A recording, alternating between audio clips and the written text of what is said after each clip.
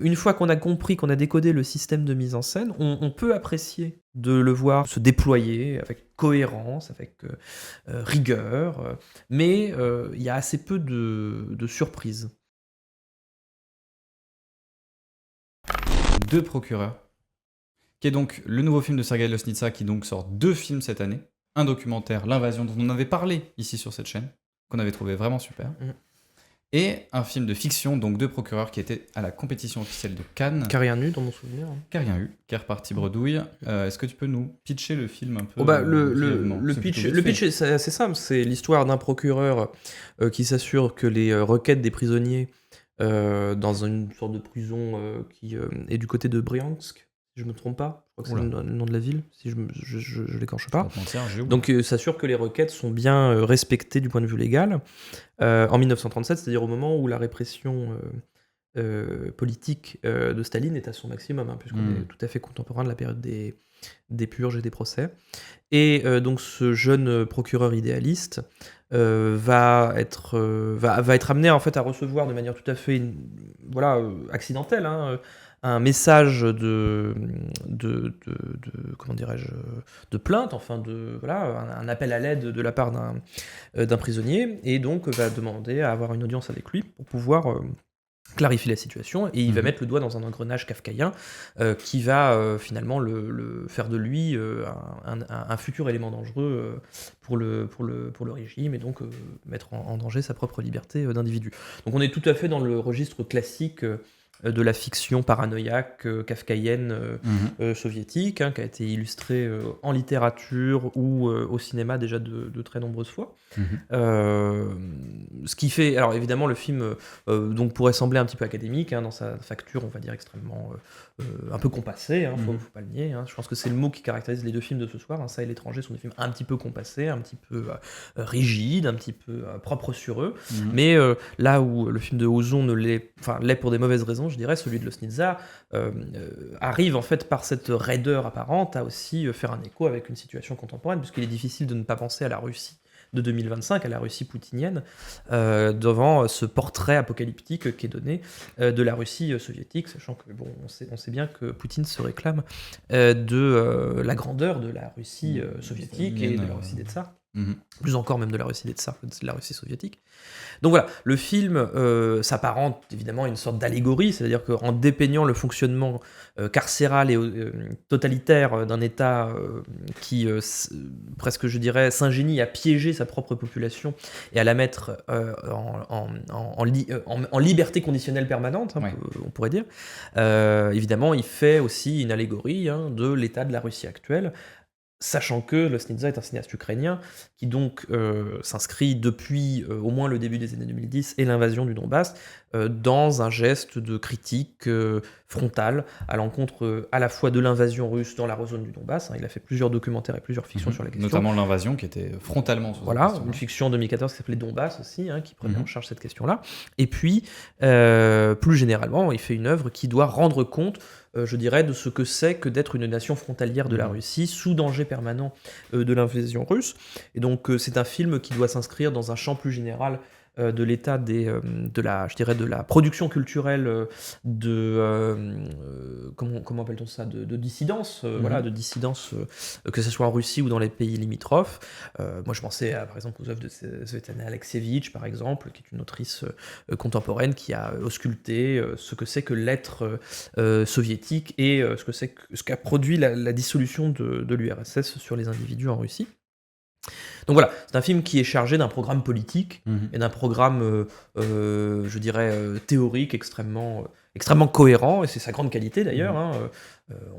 On en viendra après plus précisément dans l'analyse, mais c'est un film qui s'ouvre et se clôt sur un même plan, qui est un plan qui désigne d'emblée sa dimension carcérale, puisque c'est une porte de prison qui s'ouvre puis qui, à la fin, se refermera. Et puis sa dimension circulaire. Et sa dimension circulaire. Donc, juste le micro-ciné nous disait, je me suis mal exprimé, je parlais du moment où vous évoquiez certains films comme No Pain No Gain et d'autres dont on disait du bien à l'époque, notamment par des critiques de cinéma du podcast Sortie de Secours, mais bon, on s'en fiche. Oui, absolument. Oui, c'était ceux de Chronic Art, justement, dont Thomas parlait. Tout à fait. Joudet, Mamsilovitch. Et pas que, je veux dire, plein d'autres critiques très intéressantes. Mais donc, oui, peut-être pour revenir sur Deux procureurs, il y a un fait frontale qui nous arrive très vite quand on commence à regarder le film, c'est qu'il n'y a que des plans fixes. Quasiment, ouais, je pense, à 2-3 exceptions près, peut-être. Il me semble vraiment qu'il n'y C'est a pas que des plans d'exception. fixes, peut-être. Les seules exceptions sont des moments où la caméra est embarquée, soit sur un train, soit dans une voiture. bagnole, oui. Ce qui fait donc qu'il y a naturellement Le cadre une ne bouge pas, évolution du le cadre cadre, bouge pas. Le cadre mais la bouge caméra ne bouge pas. Et Ouais. c'est aussi le procédé dont il avait utilisé, dont il s'était servi dans L'Invasion, pas. D'accord. où rigoureusement aucun plan en mouvement, ou en tout cas quasiment aucun. Ok. Et donc il y a quelque chose à trouver chez ce cinéaste qui commence à n'utiliser que des plans fixes, et comme tu le disais, qui essaye de faire des films politiques. Ce qui n'est pas sa méthode habituelle, puisque ses films précédents étaient basés beaucoup plus sur la caméra en mouvement. Notamment ces 2 fictions, Donbass et Une femme, je sais plus quoi, je sais plus comment ça s'appelle, c'est des films qui jouaient sur la mobilité de la caméra épaule, pour le coup. Mais donc, si ces 2 films-là se servent que du plan fixe, c'est qu'en effet, il y a quelque chose à raconter sur presque l'immobilisme qui est produit par cette situation. Dans L'Invasion, il y a aussi cette situation de conflit qui dure depuis un certain temps. Les choses ne semblent plus évoluer, Enlisées. s'enlisent totalement. Et là, on est de nouveau dans cet enlisement, même si c'est celui de 1937, c'est aussi celui de 2025, comme tu disais. Et ce qui est intéressant à voir dans ce film, dont on a mentionné le rapport un peu kafkaïen, c'est qu'il se sert architecturalement d'une des 2 composantes de la littérature kafkaïenne, d'une seule et pas des 2. Okay. C'est Deleuze qui désignait chez Kafka 2 architectures, grossièrement, soit celle de la ligne infinie, un peu de ce couloir. Chez Kafka, on en retrouve beaucoup, avec plein de portes sur les côtés, plein d'espaces, et dont il semble impossible de sortir par les côtés, quoi. Soit d'une forme plus spiralesque, et d'un espace dans lequel on évolue, mais en fait on finit toujours par revenir sur ses pas, et on finit par s'enliser. Ok, d'accord. Et il se trouve par un concours du hasard que j'ai vu Le procès de Orson Welles hier, d'accord, qui est un formidable film. Et la différence m'a un peu frappé dans, on va dire, le rapport kafkaïen dans le terme. Parce que Kafka, lui, ne se serait jamais contenté d'utiliser que l'immobilité comme vecteur de son travail. Et c'est pour ça que je pense qu'il ne faut pas le résumer trop vite à kafkaïen, même si je pense que l'adjectif kafkaïen correspond un peu à une vision différente. Je pense que c'est abusif de parler de film kafkaïen où c'est en mauvaise part. Voilà, c'est ça. On y reviendra. Enfin, finis ce que tu vas dire, mais c'est ce que je veux dire après. Et mais de toute façon, je pense qu'aujourd'hui, le terme kafkaïen est beaucoup utilisé par des gens qui ne connaissent pas forcément bien Kafka. Et donc, on lui associe quelque chose de différent. On lui associe davantage, je pense, le sketch du film d'animation Astérix, les 12 travaux d'Hercule. Les 12 travaux d'Astérix, pardon. Donc, le moment où ils s'enlisent à essayer de donner un bout de papier. Le formulaire B12. Formulaire, exactement. Et donc, vraiment d'être premier degré sur la question de la bureaucratie. Là où Kafka parlait plus d'une sorte d'état aussi très individuel. Donc, pardon, je reviens au film. Moi, je trouve le film vraiment très intéressant et j'adore sa part, on va dire, maniériste et radicale dans son dispositif. C'est-à-dire Pourquoi maniériste ? De ne faire que des plans fixes, beaucoup de plans frontaux, et d'être un peu dans une forme dont il ne vacillera jamais. J'aime cette radicalité-là que le film s'impose, parce que c'est dangereux, généralement, de s'imposer des lignes directrices aussi fortes. Et je suis plutôt partisan du fait que, au bout d'un moment, le film s'essouffle et finit par presque se mordre la queue lui-même à force de ne pas créer suffisamment de variations autour de son motif. On finit par plus être habitué et plus à être surpris d'être dans cet état-là de fait. Là où, typiquement, chez Kafka, il y a des permanentes variations qui alternent notamment des 2 formes architecturales dont je parlais tout à l'heure, qui fait qu'on est toujours surpris de découvrir l'espace dans lequel on est. Alors moi je suis pas tout à fait d'accord dans la mesure où j'ai pas ressenti d'essoufflement, et plutôt un déplacement de la dynamique de mise en scène, et qui a fait que j'ai commencé à avoir un investissement émotionnel réel à la fin du film, notamment pour ceux qui ont vu dans le chat la scène dans le train où il va aller à la rencontre il va être rencontré, plutôt accueilli par 2 personnages qui se présentent comme des ingénieurs et qui se révéleront Mhm. en fait être des membres du MKVD et donc qui sont en train de le piéger. On sent venir évidemment, enfin je sais pas comment tu l'as vécu, mais moi je sentais venir le piège qui se Oui, il y a mettait une sous les odeur. yeux. Et le travail sur la durée, le travail sur les acteurs, qui est nourri, je pense aussi de la maîtrise de l'enregistrement documentaire chez Lost Ninja, fait qu'on finit par atteindre une sorte d'ambivalence. On n'est pas sûr que l'interprétation paranoïaque qu'on avait à la base était la bonne et ça relance une forme de tension. Ouais. Donc je trouve justement que le film quitte son hiératisme très raide, qui vraiment va caractériser de manière assez soulignée la première partie du film, un peu moins la deuxième, dans ce dernier temps, ces dernières 15-20 minutes. Là-dessus, je suis d'accord avec toi. Je te rejoins que c'est ce que je préfère. Et je dirais qu'après, il faut entendre que le film est structuré en gros en deux parties.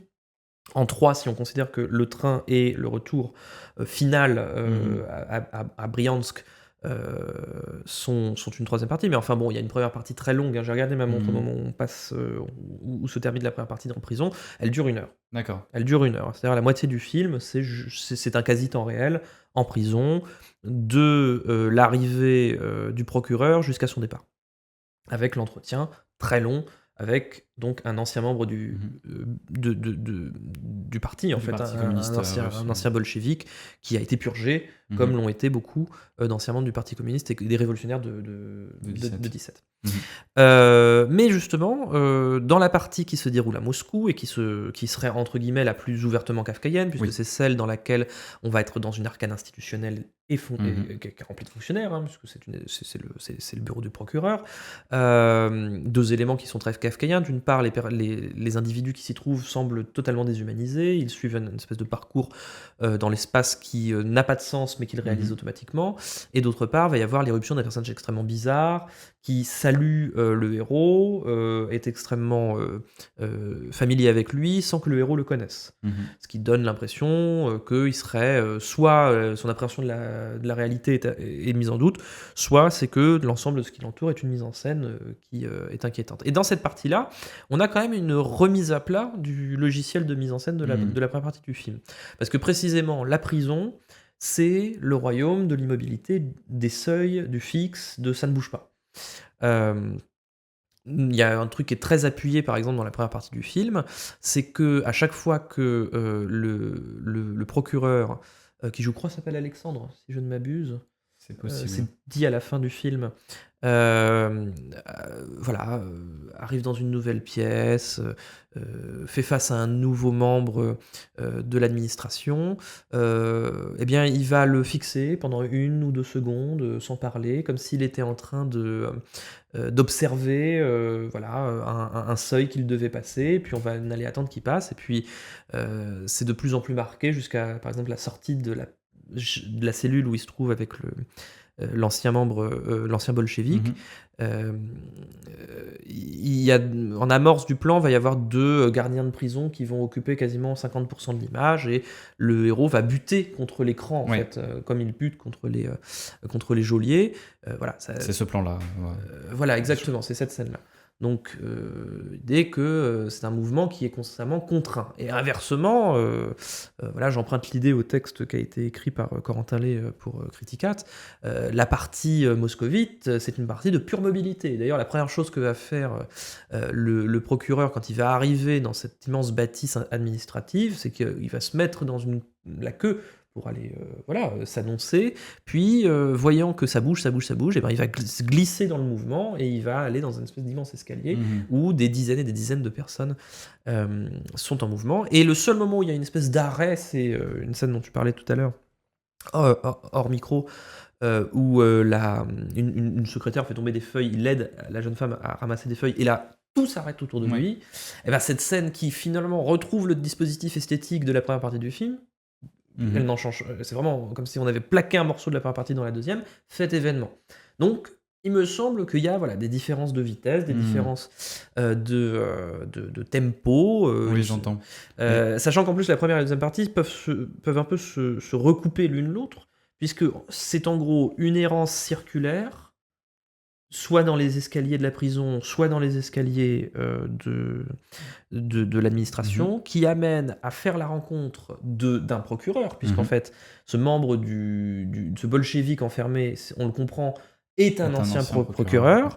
Et dans la deuxième partie, le héros va aller à la rencontre du procureur général, qui est donc le plus haut gradé dans les cours de justice soviétiques. Et pour accéder à ces deux hommes, le héros va être amené à attendre, c'est-à-dire à être contraint dans une position d'attente par l'administration. Donc la première et la deuxième partie du film se recoupent de manière parfaitement équivalente, un peu comme un test de Rorschach, mais avec deux stratégies de mise en scène qui seraient contradictoires, l'une basée sur l'immobilité, le mouvement contraint, et l'autre basée sur la circulation continue et l'anonymisation complète des individus.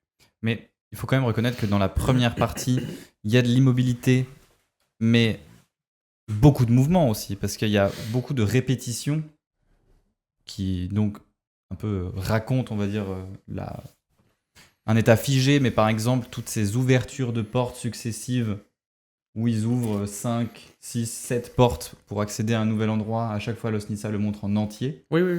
Et donc, on a cette sensation de circularité, de déplacement. Mais c'est pas très dynamique. Tu vois. Oui, mais dans la deuxième partie, il y a aussi des segments, entre guillemets, non dynamiques, où naturellement la caméra posée dans les escaliers, et ensuite on reste dans cet espace-là, et on monte les escaliers, on les descend. Dans les deux cas, il y a cette figure de la circularité. Ça, c'est-à-dire que ça soit les escaliers de l'administration qui sont circulaires, ils sont filmés comme tels, et où il y a un personnage, c'est intéressant, à un moment, qui arrête le héros et qui lui dit je cherche la sortie. Ouais.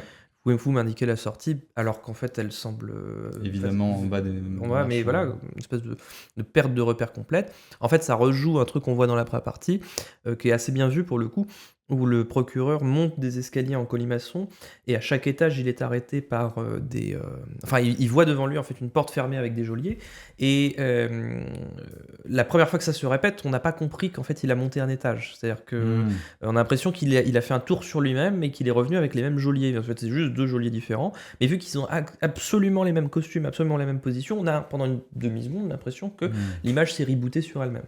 Donc on est tout à fait dans la circularité kafkaïenne que tu évoquais à l'instant. Mais la différence fondamentale, c'est que dans un cas, il n'y a que lui qui monte et l'image se répète, alors que dans l'autre, le monde s'anime. Et d'ailleurs, même niveau sonore, ça s'entend, puisque le hors-champ sonore qui est assez intéressant dans le film, qui participe de ses dimensions théâtrales aussi, je pense qu'il faudra en parler, parce que je trouve que le film c'est à la fois une force et une faiblesse. Dans la première partie, il n'y a pas un seul son extérieur.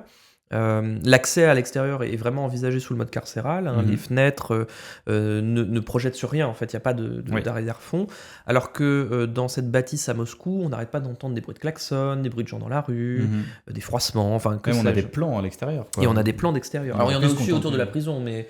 Oui, mais à la toute fin... Ah non, c'est vrai, il y a les femmes qui attendent, tout ça, oui c'est vrai, t'as raison. Mais, comment dirais-je, le monde extérieur s'abolit quand on entre dans la prison, alors que le monde extérieur ne cesse de pénétrer la bâtisse administrative. Donc, encore une fois, il y a une espèce de logique de dédoublement. Puis même dans la double séquence d'attente, dans la première, il est seul dans cette pièce, et dans la deuxième, il y a plein d'autres gens qui n'arrêtent pas de bouger, alors que lui ne bouge pas. C'est ça. Avec cette idée que, du coup, les deux confrontations avec... aussi des membres Enfin, en fait, il y a un truc aussi qui est assez malin, c'est que il y a un dédoublement de la confrontation dans la première partie, qui est qu'il va d'abord voir l'administrateur de la prison, puis va voir l'ancien procureur. Ouais. Et en fait, ces deux figures-là vont se fusionner dans l'unique scène de confrontation de la deuxième partie, quand il va voir le procureur général, puisqu'en fait, le procureur général a le même statut politique et symbolique et administratif que le procureur qui a été mis en prison, mais si on regarde bien, il va avoir sur son bureau, par exemple, les mêmes objets qu'il y avait sur le bureau de l'administrateur de prison. Par exemple, il a un petit calendrier rectangulaire vertical qui affiche exactement la même date au même jour que, à un jour près, que l'administrateur de prison. L'administrateur de prison qui a un buste de Staline qui est à l'intersection entre lui et le procureur. Là, c'est un petit buste de Lénine qui est à l'intersection entre le procureur et entre les deux procureurs, et dans le dos du procureur général, il y a le même buste de Staline mais en grand format. Donc il y a cette idée que vraiment la deuxième partie sera une espèce de redéploiement des motifs de du la premier. première. Mhm. Voilà. Ok. Oui, je comprends. Mais en fait, ce que je voulais exprimer tout à l'heure, c'est vrai que t'as raison. En effet, le film, on va dire, se modifie et continue de proposer des choses différentes, notamment dans cette question de miroir, comme The Hollywood Reporter dit ici. Ouais, c'est vrai. Mais je constate que moi, devant le film, au bout d'un moment, dans ces gros blocs de temps, je finis par être un peu habitué au régime d'image. Oui, parce qu'il se passe auquel pas il- grand-chose. Ce serait ça, moi, Oui. ma principale critique. C'est-à-dire Je pense que c'est ça. il n'y a pas de...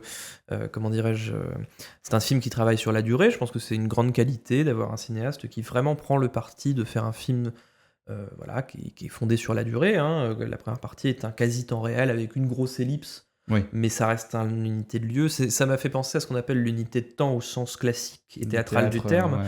C'est-à-dire que c'est 24 heures en 2 heures au théâtre, là, effectivement, c'est 7 ou 8 heures en 1 heure. Donc c'est assez équivalent. Et puis, cette idée que, grosso modo, le film serait structuré autour de 2 scènes de longue confrontation dialoguées qui durent, pour la première, je pense, au moins 25 minutes, au moins 20 minutes, et puis la deuxième, au moins 20 minutes aussi. Oui. Hein, ouais. Non, la première doit être encore plus longue. La alors. première doit être plus longue. doit être mais, plus longue, elle doit monter à une demi-heure. Et donc cette idée que voilà, on fait confiance à la durée et puis qu'on va travailler cette durée par un sens du cadrage extrêmement précis, ouais. ciselé. Moi, ça m'a fait penser à, alors dans un registre différent, mais à des films comme ceux de Manuel de Oliveira ou comme ceux de Pedro Costa. Mais justement, la différence qu'il y aurait entre ces cinéastes-là et Los Nizza, c'est que eux font le pari d'une expérience de la durée encore plus violente, encore plus puissante, et qui amène à un état, je dirais, un peu second de la part du spectateur. Et c'est là où on peut regretter que je pense que le film est un peu surdécoupé. Et s'il est... quelques scènes notamment où on se dit, Bah, par exemple la scène du train à la fin. Alors moi j'aime bien justement. Non mais moi c'est des scènes que j'aime bien, mais Ouais. j'ai été surpris Ouais. de découvrir la vitesse à laquelle on pouvait alterner entre les différents plans. Mais je pense pour que ça isoler les personnages. produit un effet, parce que Ouais. ça ouvre, ça laisse un peu d'espace. Mais je pense qu'on aurait pu aller plus loin dans l'expérience de la durée par un découpage encore plus sévère, encore plus bressonien, quoi. Enfin, quelque chose de vraiment qui travaille sur l'expérience de la durée. Et qui amène du coup à un état un peu de concentration forte de la part du spectateur, là où effectivement je trouve que parfois c'est un peu surdécoupé dans les séquences de discussion à deux, en chant contre chant, et ça me laisse pressentir que le modèle esthétique du film est un modèle théâtral, c'est-à-dire Oui. que on n'est pas très loin du théâtre filmé, mais dans ce qui peut avoir aussi de plus riche hein, au cinéma. Bon, voilà, c'est cette idée qu'on va envisager chaque espace comme une petite scène avec un décor de fond et enfin une petite boîte quoi, où sont enfermés les personnages. C'est très cohérent par rapport au projet de mise en scène de Los Nizza. Mais ça place aussi la parole, le dialogue, de manière un peu prédominante par rapport à un travail de mise en scène plus dynamique. Et c'est ça qui me gênerait un petit peu, c'est que c'est très appliqué. C'est-à-dire que une fois qu'on a compris, qu'on a décodé le système de mise en scène, on peut apprécier de le voir se déployer avec cohérence, avec rigueur, mais il y a assez peu de surprises. On a un commentaire sur YouTube. Ce que je comprends mal, c'est l'idéalisme du prisonnier politique qui s'imagine que Staline va le sauver. Alors ça, c'est vrai que c'est un peu bizarre en termes d'écriture. Mais c'est une sorte de ligne qu'essaye de tenir le film, avec aussi la sorte d'histoire que nous raconte le même acteur d'ailleurs, mais qui joue un autre personnage, le mendiant, dans la séquence du train du milieu du film, où il y a une sorte presque d'espoir... Je pense que ça, c'est révélateur insensé envers les figures de pouvoir de la Révolution. Ouais, complètement. Et je pense que ça, c'est ce qui m'intéresse dans le film, c'est de me dire, qu'est-ce que ça m'apporte comme connaissance du point de vue d'un Russe en 1937 qui, en fait, ne sait pas forcément ce qui se passe au niveau de la répression politique. Puisque voilà, c'est légèrement dit dans le film, mais en fait cette répression elle s'applique en premier lieu à ceux qui étaient membres du bureau politique au moment de la Révolution et des années 20. Donc on peut supposer qu'en fait, il croit sincèrement au fonctionnement louable. Et d'ailleurs, le raisonnement du héros, c'est de dire moi, je viens vous le dire parce que je pense que les membres locaux du NKVD, dans ma région, sont en fait des fascistes qui veulent dédouaner, qui veulent pas dédouaner, qui veulent entacher la révolution et les tenants de la révolution en mettant des crétins à la place. Oui, c'est vrai. Donc ça, je trouve que c'est intéressant. Ça nous signale quelque chose qui, avec 90 ans de distance, paraît improbable, mais c'est qu'en fait, on croyait au bien fondé de ce régime quand on était russe. Bah, même le fait que le personnage principal, en fait, soit aussi rigoureux, entre guillemets, dans sa méthode de travail, alors que on peut bien imaginer que, même s'il a pris ce poste que depuis quelques mois, parce que le film évoque le fait que lui aussi vient de remplacer un peu le précédent procureur de son poste. C'est ça. Qui a été foutu en taule, ça c'est voilà, dit, on comprend que c'est une boucle en un dialogue. Et donc on voit que ce personnage-là aussi, en fait, croit sincèrement à son travail, pense que il est dans... Enfin, le régime veut lui permettre de travailler correctement et en fait de mettre en avant les questions de droit, les questions juridiques. Et pour revenir à ce que tu disais tout à l'heure sur donc, le côté théâtral, je pense que en effet, les deux segments qui doivent être les moments où le film m'intéresse vraiment le moins, c'est les longs entretiens, les longs face-à-face. Ouais. Parce que, comme tu le disais, c'est déjà des segments très longs où, malgré tout, il va essayer plein de trucs de mise en scène différents, mais rester sur le champ contre champ. C'est un peu les seules séquences, quand il y a de l'intime et du dialogue, où il y a du champ contre champ. Sinon, les plans sont, comme je le disais tout à l'heure, très frontaux, un peu larges, on saisit l'espace. Là, on est vraiment dans une dynamique de personnages seuls dans le cadre, et en plus, souvent des cadres de biais. On n'est pas de face aux comédiens, alors que tous les plans, la majorité sont frontaux. Le trailer me prouve tort, mais il y a beaucoup de plans frontaux, quand même, faut le dire. Bah, les premiers, les tout premiers plans du film sont... Enfin, on pourra en parler après, mais... Voilà, sur la prison, sur les portes de prison qui s'enchassent. Jacques Tati ou... pareil, je reprends les idées de Corentin Lay, mais j'y ai pensé pendant la séance, alors que j'avais pas lu son texte, mais j'ai pensé à Jacques Tati et Wes Anderson sur les premiers. Oui, Wes Anderson, carrément. Mais donc je disais, dans cette dynamique un peu de dialogue, finalement, le champ contre champ finit par beaucoup nous ennuyer aussi formellement. Et je pense qu'il aurait peut-être gagné à assumer des plans où on voit les deux personnages ensemble. Oui, de faire un découpage plus délié, en fait. Voilà, mais même plus, la problématique étant, il veut des personnages un peu fixes, enfermés, qui ne bougent pas eux-mêmes. Mais dans le premier dialogue, par exemple, dans la prison, avec l'ancien membre du Parti communiste, il y a des déplacements des personnages, il y a des interactions, il y a un peu des enjeux spatiaux. Et finalement, il se les interdit presque en faisant que du champ contre champ. Alors que dans tout le reste du film, c'est la question centrale, l'espace. Bah, je pense que c'est l'esprit de cohérence, l'esprit de rigueur qui préside à la mise en scène du film, mais on peut qualifier ça aussi un peu de lourdeur, c'est-à-dire que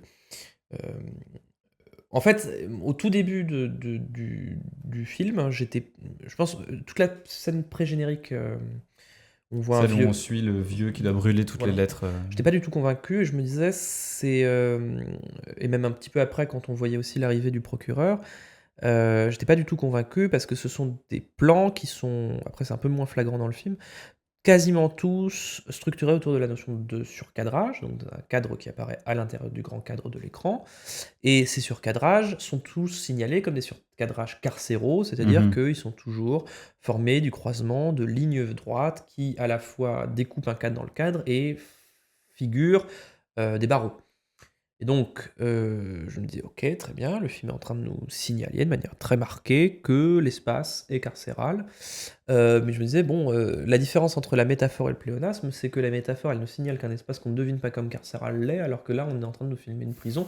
Généralement, on nous filme l'URSS, ok, c'est pas très difficile de comprendre que l'URSS est un espace carcéral. Donc, ok, bon, très bien. C'est pas très intéressant. Et donc ensuite, ce qui m'a plus intéressé dans le film, c'est justement ce qui concernait la mobilité, le mouvement contraint, la raideur, la raideur imposée au corps, en fait. C'est quand l'espace a laissé place à une étude plus spécifique du corps, qui d'ailleurs, je pense, se nourrit de la pratique documentaire de Loznitsa. Voilà, il faut poser les choses aussi simplement. C'est un film qui est assez lourd, assez didactique et surexplicatif sur ce qu'il a à raconter. Et au fond, en fin de compte, en fait, il n'a pas grand-chose à raconter Oui, oui. d'autre que ce qu'on sait au fond déjà, c'est-à-dire que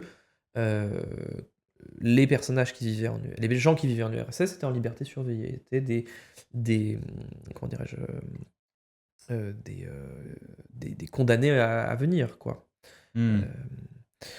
Donc, ça C'est serait la comme limite les- principale du film, c'est-à-dire qu'il est très rigoureux dans ce qu'il a raconté, mais sa rigueur cache aussi une forme voilà, de simplicité, de simplisme en fait, qui traverse l'ensemble du long métrage et qui fait que c'est extrêmement passionnant à regarder à l'écran une fois qu'on a compris ce qui se déroule. Oui. C'est pour revenir un peu à. Je parlais de Kafka tout à l'heure, j'ai envie d'en reparler vu ce que tu es en train de dire. C'était des mouchoirs. Ah oui, attends. Très enrhumé, Attends. mais- Je m'interromps. Désolé, Pour chercher des mouchoirs. désolé le chat. J'avais promis que je te les Bah oui. j'ai oublié de le faire. T'inquiète. Merci beaucoup.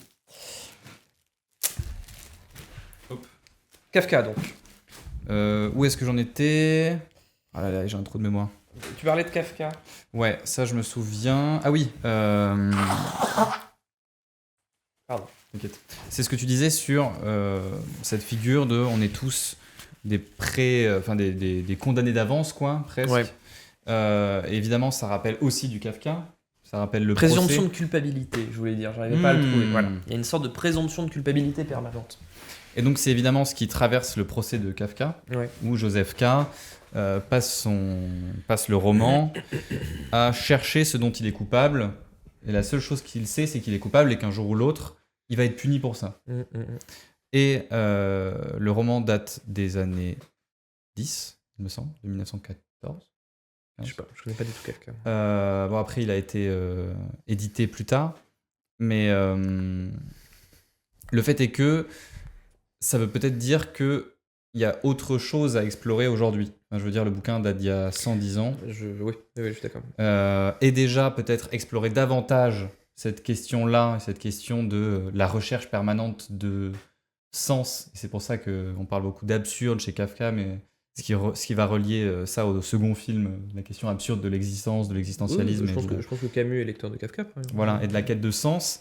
Et tout ça me semble en fait plus dense que ce que Loznitsa raconte aujourd'hui dans Deux procureurs, où, comme tu le dis, le film semble un peu très vite avoir fini de délier ce qu'il a raconté dedans. Enfin, il a très vite fini de dire ce qu'il a besoin. Moi, je retournerai le truc en disant que bon, il est kafkaïen en mauvaise part parce qu'il est kafkaïen par motif et par imagerie en fait. C'est-à-dire que c'est un imaginaire kafkaïen plus qu'une application de ce que recèle le texte kafkaïen dans son imaginaire, mais encore, enfin dans sa réalité incarnée. Mais encore une fois, je connais très mal Kafka, donc je vais pas m'avancer là-dessus. Par contre, j'associe ça aussi à un bouquin, je crois que c'est Geoffroy de la Gannerie, collaborateur d'Édouard Louis, de Didier Ribon, sociologue, très marqué à gauche, a publié donc il y a 2 ans, je crois. Ah oui, il a fait relire Kafka. Voilà, et qui est un bouquin qui est intéressant parce qu'il explique en fait que l'utilisation systématique de Kafka dans la pensée politique de gauche pour se donner les moyens de penser la question de l'État totalitaire et de la dimension totalitaire du capitalisme et je dirais de l'absence de sortie possible de ces régimes-là. Comme chez Kafka, il est impossible de sortir du réseau que constitue le souterrain, le terrier, le château. En fait, finit par être une stratégie dépolitisante, une stratégie qui démunit les oppositions politiques à pouvoir penser quelque chose de l'ordre de la lutte et de la lutte révolutionnaire. Et qui est d'ailleurs même un outil utilisé par les forces oppressives politiques, généralement de nous dire « c'est trop compliqué pour vous, Ouais. nous sommes les savants ». Voilà. Et on sait mieux que vous, donc laissez-nous vous guider. Et seule révolte possible. Alors, il peut y avoir une révolte pour dire votre vérité n'est pas la bonne, mais ce sur quoi on va arriver avec la lecture kafkaïenne, c'est de dire en fait l'accès à la vérité est impossible. Bon, ça a trait aussi d'ailleurs à tout un héritage de la mystique juive chez Kafka, pour le coup, qui est que le rapport à la transcendance est un rapport impossible. Et ça, c'est quelque chose qui va beaucoup marqué quelqu'un comme Maurice Blanchot dans les années 50 et qui va marquer beaucoup l'école française de philosophie existentialiste, justement. C'est-à-dire, on n'a pas. Enfin, même, je ne sais pas si Blanchot peut être qualifié d'existentialiste par ailleurs, mais il était proche de ces milieux-là. Donc, cette idée qu'on n'accepte pas. Enfin, ça va marquer Derrida aussi, par exemple, quand Derrida va dire bah, voilà, il n'y a pas de réalité, il n'y a que de l'articulation de signes. Le signe renvoie toujours à un signe, il y a juste une différence entre les signes, mais il n'y a pas de réel, il n'y a pas de vérité première. Ça, c'est des choses qui viennent aussi d'une lecture de Kafka. Et on peut tout à fait imaginer que bon, bah voilà, la structure circulaire, l'idée de surveillance généralisée, l'idée d'absence d'ouverture, en fait, confine dans le film de Loznitsa à quelque chose qui est de l'ordre de l'absence de confrontation au réel. Ce qui nourrit aussi l'esthétique de films de chambre, de films théâtrales, de films un petit peu coupés donc aussi peuplés d'automates, et je pense que c'est pas pour rien qu'on pense à Wes Anderson et qu'on pense à Jacques Tati, qui sont aussi des cinéastes de l'automate, qui sont des cinéastes du burlesque automatique et de la dévitalisation, etc. En fait, tout cela est assez cohérent, mais cette cohérence-là, elle bute au fond sur quelque chose qui nous crève les yeux aujourd'hui, c'est-à-dire que le modèle théorique de la lecture du réel à partir du prisme de l'absurde kafkaïen, ou plus que kafkaïen, de ce berceau intellectuel de la première moitié du XXe siècle, puisque c'est pas adapté de Kafka, le film, c'est adapté d'un récit d'un Russe. Un récit. Mais on peut penser à Chalamov, on peut penser à Chalamov, c'est un auteur russe qui a écrit les récits de la Colima, qui parle de ces questions-là. On peut penser à celui qui a écrit Nous, je crois que c'est Ziamtin. Enfin, tous ces auteurs-là, en fait, sont des auteurs qui sont dans le giron de la pensée, dont Kafka a été le principal représentant. Bon, bah, c'est ce modèle-là de rapport à la représentation du totalitarisme, et qui, en Europe occidentale, aurait son principal représentant chez Orwell, sont des modèles théoriques qui sont peut-être pas aujourd'hui les plus pertinents. Et il me semble que le film de Loznitsa serait en quelque sorte à l'intérieur d'un modèle théorique qui n'est plus pertinent pour décrire le réel de ce qu'est le totalitarisme, une proposition qui est formellement impeccable mais très appliquée. Voilà.